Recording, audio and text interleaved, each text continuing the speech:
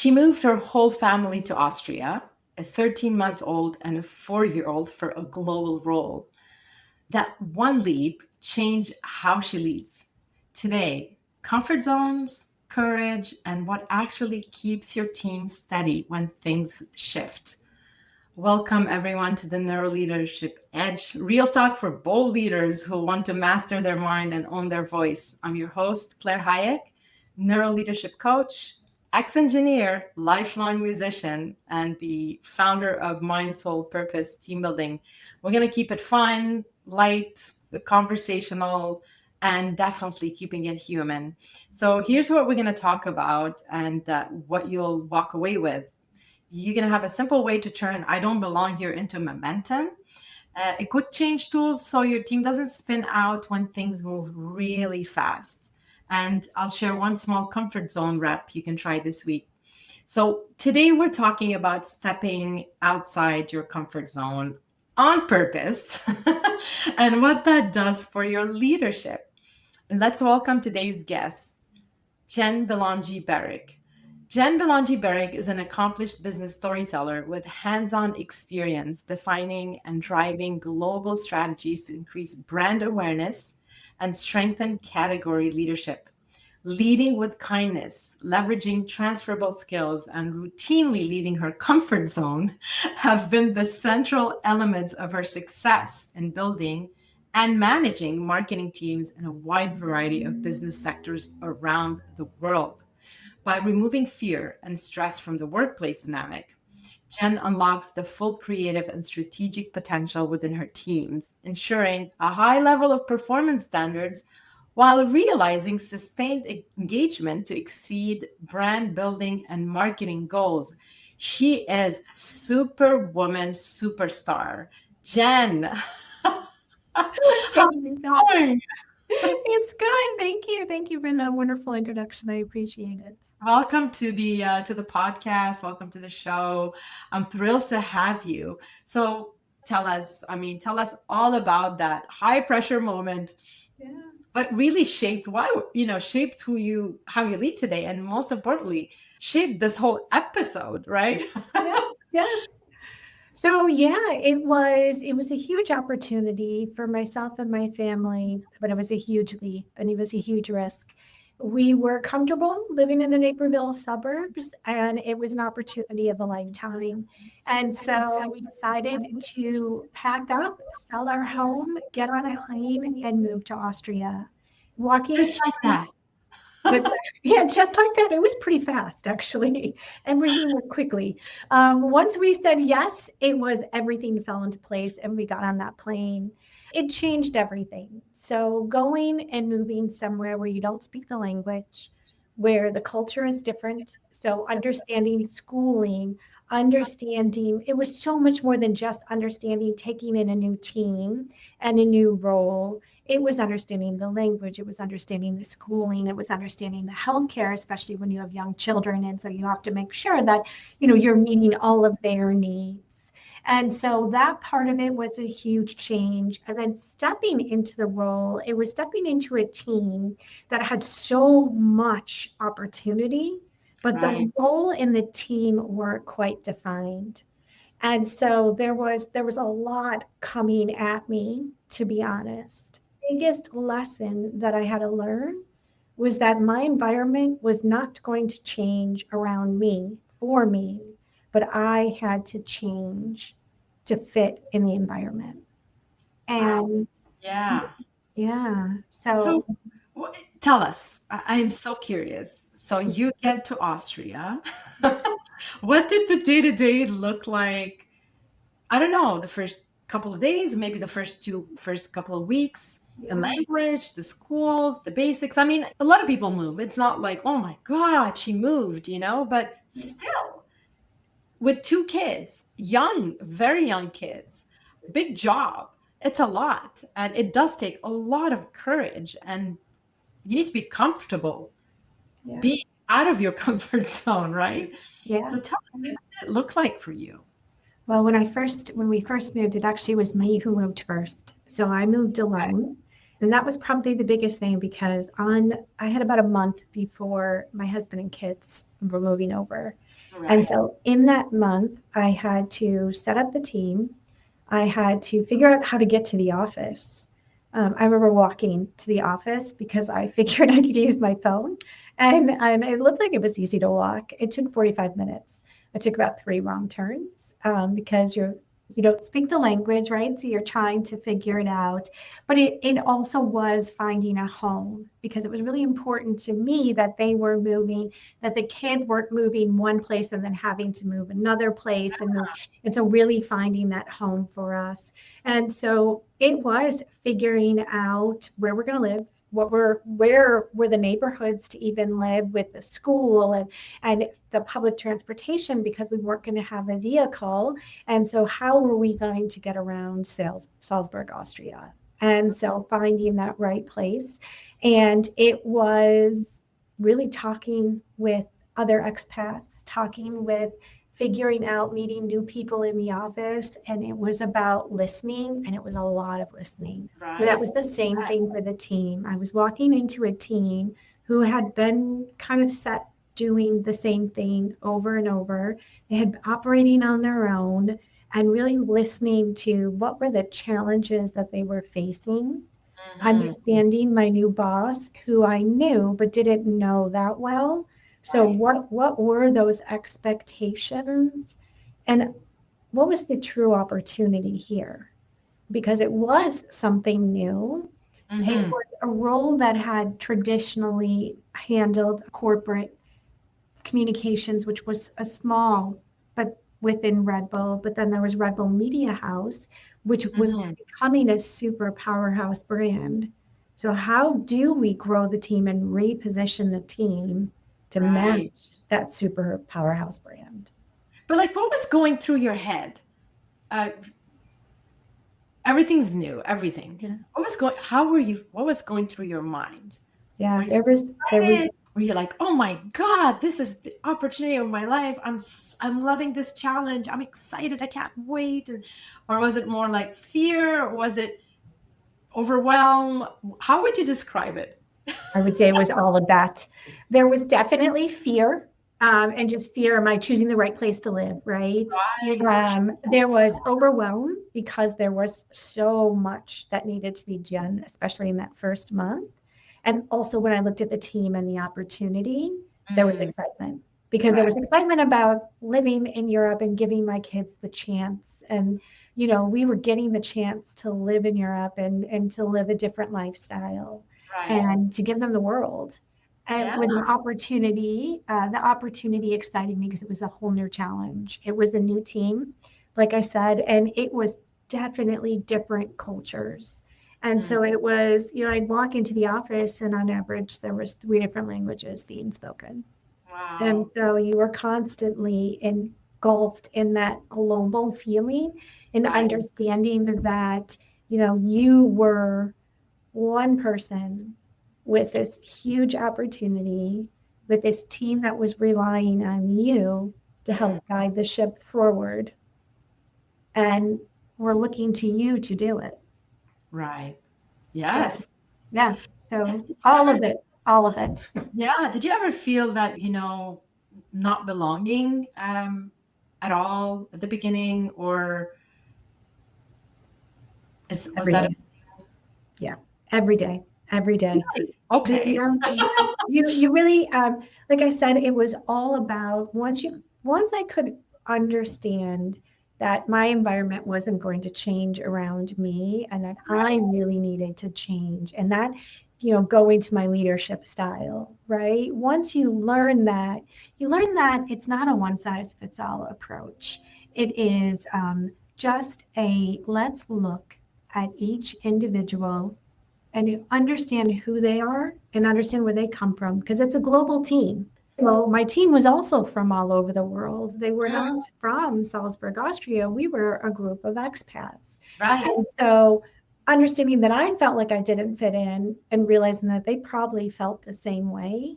And so I needed to really break it down and understand them and learn them as individuals, Mm, understand their strengths, understand their fears, understand that they also didn't feel like they fit in. So how could I make them understand that as at least a part of our team they fit. They were Yeah. there. And I bet that really, I'm assuming, I mean, you speak from experience here, that this really helps you or helped you in a way lead new team members, Yeah. whether they're from a different country or just new, period, to the organization. Yeah. Having lived that shocking change, it's huge. It's a big change. Then everything, I don't know, am I assuming, or would No, everything you're kind of totally. like easier after that? You're like, Yeah. I moved to Austria with two young kids, and I had to walk, and I had to find a house, and I had to this, that. I can do anything now. I'm good. My brain is totally rewired for, Yeah. for anything, for any change. I survived that. Yeah, 100%, 100%. And it also taught me two things. One of which too is that you are correct, that fear that I felt going in and not feeling like I fit and not feeling like I belonged, that fear that not feeling like I belonged in that country. When we took our kids to the school, we had to get a translator because the school wouldn't speak English to you. So you had to have a translator who translated what was the curriculum for your child, what were the expectations for your child. All of those things had to be done through a translator. Same thing for medical appointments. So our medical appointments, we had to have a translator to help us to understand what was going on with the kids. Wow. And so yeah, but it helped me realize that that's the same feeling when somebody steps into an organization for the first time, and that fear of not belonging, not knowing people within the organization yet, not necessarily understanding the culture of the organization, because every organization has one. Absolutely. It also helps me from a hiring perspective when I'm looking at people from my team, that understanding that I'm not necessarily looking for somebody who would fit in, that I'm actually looking for somebody who's going to challenge and shake things up. Right? That like the person who has the experience and say, when I was in telecom, that the person who has experience in telecom maybe isn't the right person, because those people who are different, the people who don't necessarily always your classic hire, are the same people who can come in and can help you transform things within the organization. I mean, it opened you up for Yeah. sure. I think I mean, from what I heard, it sounds like an amazing experience. What a rich way to fast forward your growth as a leader, Yeah. and it really being in the field and being thrown into the void. And some of us are scared to make that plunge, and I hope that listeners may be considering something like that can be inspired by your story and basically just dive in if it feels right. If it feels like the right thing, in your gut feeling, you need to do this, not to be paralyzed by fear and uncertainty, and which is normal, by the way, from neuroscience perspective, because I had to say a couple of words about neuroscience here, is that your brain doesn't like uncertainty, doesn't like things it's not familiar with. It just signals this is danger. Yeah. And so it's going to try to sabotage you in every single way it can, so you don't move forward. It's trying to protect you. It really is nice. We love our brains. It's trying to do something, but when it's not working for us and we're not mindful of what's happening, and we just fall into that trap and let it manage us, then there's the problem. That's the lack of mindfulness. That's a lack of mental fitness. And this is not taking control of your life and your decisions. So it's not about not listening. It's about just being mindful of what's happening and just turning down that dial and being able to follow your instinct and knowing what's right for you. This is not a fear-based decision. One little tool here, if I can share with our listeners today, is I call it the 3-point change brief. So if it's something going on, you're not certain about it, you just label it. I always talk about labeling. The minute you label something, it just, the whole fear, anxiety, self-doubt, spiraling down, stress goes away. Just name it. What's not changing? Okay, there's a lot changing, but what is not changing? Just puts it back into our prefrontal cortex. We're not freaking out. We're not going in our amygdala. And what is changing? Let's put a label on that. And where do I go for help? And that's exactly what you did. You went for help. And it just takes minutes, right? Mindfulness, 3 minutes, it calms people fast. Now you're thinking properly. You're really in your brain CEO in your prefrontal cortex. So you can just manage this change better. So you're not paralyzed by fear and anxiety, etc. And this whole uncertainty drops because it's not all uncertain. There's things I know. I know where to get help. I know this is not changing. Okay, well, there's an element changing. So it's not all exaggerated into this is a total new thing. Everything is different, So it's interesting how that works. You kind of trick your brain, or you just calm it down. You're like, hey, we got this. That actually is the best advice. My boss, when I was there, she gave to me. I'll never forget it. She said, be as confident in what you do know as what you don't know. And I always hang on to that, stepping into every different uncomfort. So it's exactly what you said. It is, okay, I may not know telecom, right, but I know marketing and I know communications, and those I've got. So focus on what I have and be okay and confident not knowing telecom and seeking help from subject matter experts to help get me up to speed on it. There you go. There you go. I love how this is coming together. And by the way, whoever's listening, this was not rehearsed. I swear. Yeah. Rehearsed. And out of transparency, everybody listening here, this is how it works with the Neuro Leadership Edge. I meet with guest leaders and we have a conversation and I get to know them. And Jen, you could be the witness of that. And usually the conversation goes a certain direction because we're talking about the career, and then somehow it turns into something more human and personal, and then the layers start peeling off, and now the true authenticity of the leader shows up. I mean, we're warming up, and then there's the magic, and that's where the story unfolds, and we're like, this is what we need to talk about. This is where you add value. And I'm always amazed because everybody's like, I don't have a story, I'm not that special. I'm like, trust me, you are, you just don't know it yet. You're not putting value on what you know. Other people can read your label. You can't read your own label. That's my 2 cents. But anyway, back to you, Jen. So tell us, what kind of mindset shift change things within your leadership, change how you show up? Anything you want to share with us on that? Yeah, I think it goes back to what I said, is that the environment, that shift of understanding that the environment around you isn't going to change. And when you change what you do, what you change, the biggest thing I changed was really listening, really listening to what was happening around me, really listening to the people around me so that I could revise maybe how I was saying things, revise my approach, revise my leadership style based on that individual. Before that, it had really been a one size fits all, whether or not I like to admit it, it was.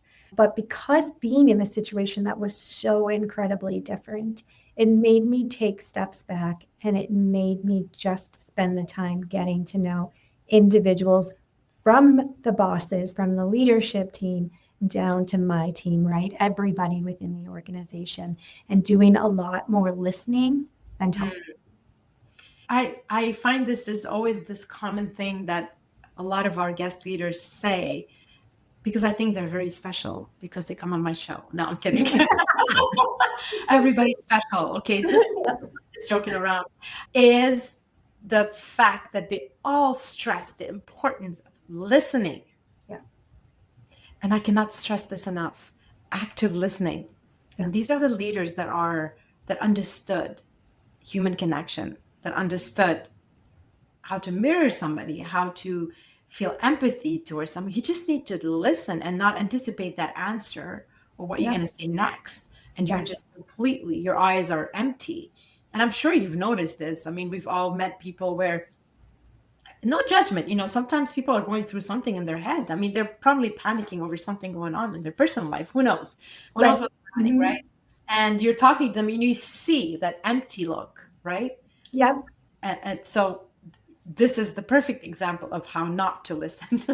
Then you see a fully engaged, somebody really present, whether it's on screen or in person, and they're mirroring your moves. Yeah. They're being empathetic, everything about their body language and their face. And it's not, nothing's rehearsed. They're just listening. It just all comes naturally. And the other person feels it. So they drop down their guard. Now they feel more open. They're more communicate better. They feel psychologically safer. Yeah. Everything gets better. Listening is such an underrated thing that, you know, we should learn more in school, and even like kids should learn in school, right? I agree with you so much, to be honest. When I was in, I can't tell you how many rooms I was in where they were speaking German and I do not speak German. And so that listening isn't always for what they're saying. To your point, it's listening to their body language. So because I didn't understand the language, you start picking things up, but I could actually pick up what they were saying based on the body language. And I could grab enough words to kind of start to piece things together and the body language. So I really had to become tuned into that body language. So I knew, all right, they're discussing X, Y, and Z topic that is a hot topic. So I better be prepared. And I was watching, how are they reacting to it? It also was a sense of really needing to watch. And this I continue to this day, watching the room. When people talk about reading the room, you really need to read the room, because what you're saying, you may need to couch it differently, pivot, because you can see those reactions. And especially if you're pitching for something like budget, right? Right. You're asking for additional money. You're reading the room and they're Yes. not buying what you're saying. You need to pivot that, because clearly what you're saying is not resonating with them. Absolutely. And so it really allowed me for that deeper. So yes, on that, active listening is not just about the words coming out of people's mouths. It's about the body language that's not being said, you know. And I bet that really helped you being in an environment where we couldn't understand the language. Yeah. That really helps you pay attention even more and practice even more detailed active listening. It's all such a gift. What a great way to grow. It sounds like it was an amazing experience from what I hear. Share with us some words of wisdom, something that you wish leaders understood more nowadays. It's not an easy time. There's a lot of disruption. There's a lot of chaos. There's a lot of change. There's a lot of uncertainty. We're trying to figure it out. Still trying to figure it out. We're just trying to manage and navigate through it. What is your advice to leaders that are going through that right now? I'd say the two biggest things are be authentic and be transparent. Mm-hmm. And I know that's probably said a lot, but it's more important than ever. People need to hear from leaders. They need to hear authentic, what really is happening. And it needs to be transparent communications. It really does. And sometimes you don't have the answer, and it's okay. And that's back to the transparency. I don't have an answer for you right now, but understand we're doing X, Y, and Z.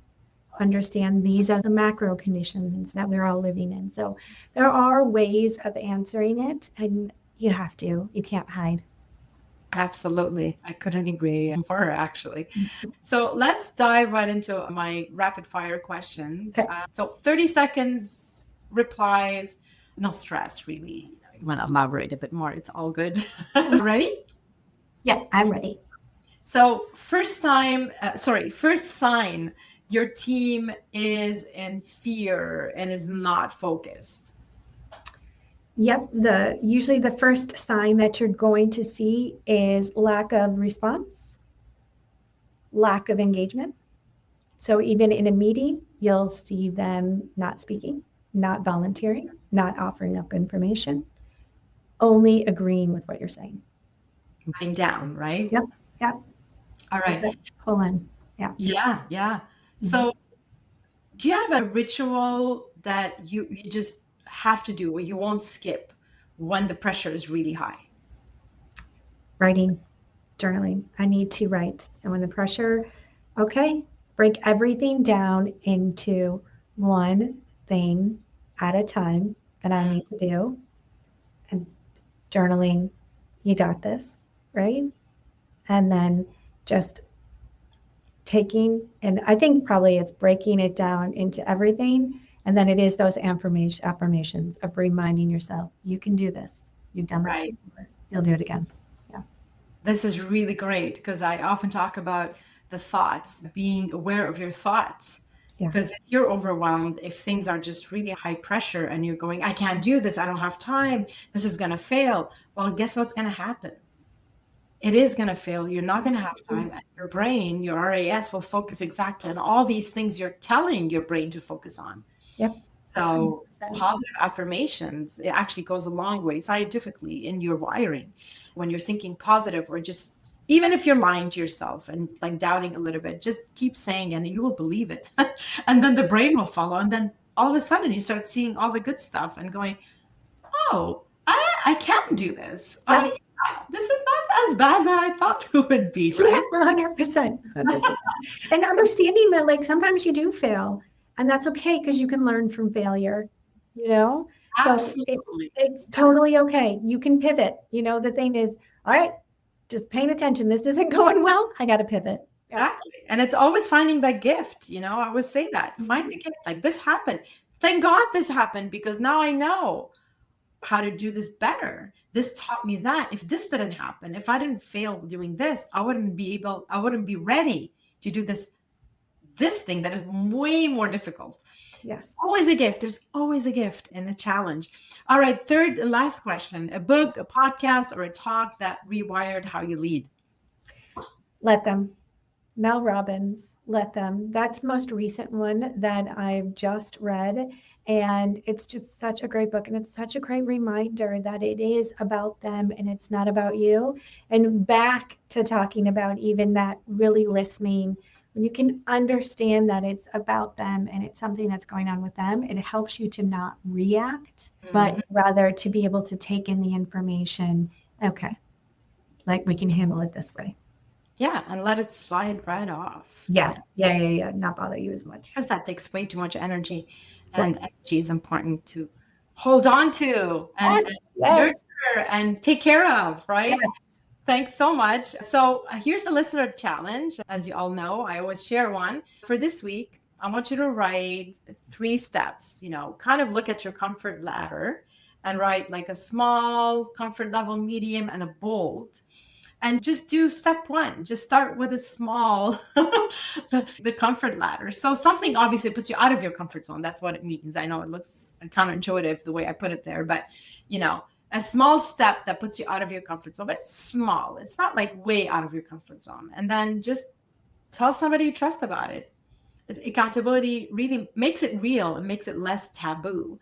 And keep doing it. Try a medium and a bold when you're ready, but just keep going. So taking the steps is the way to practice that outside the comfort, being comfortable outside the comfort zone. Jen, it was such a pleasure having you. Anything else you want to share with our listeners today? No, thank you. Just thank you for having me. This was great getting to talk about it. And I guess anyone step out of your comfort zone. Again, be as confident in what you don't know as what you know, and you'll be all fine. I love that. I love that.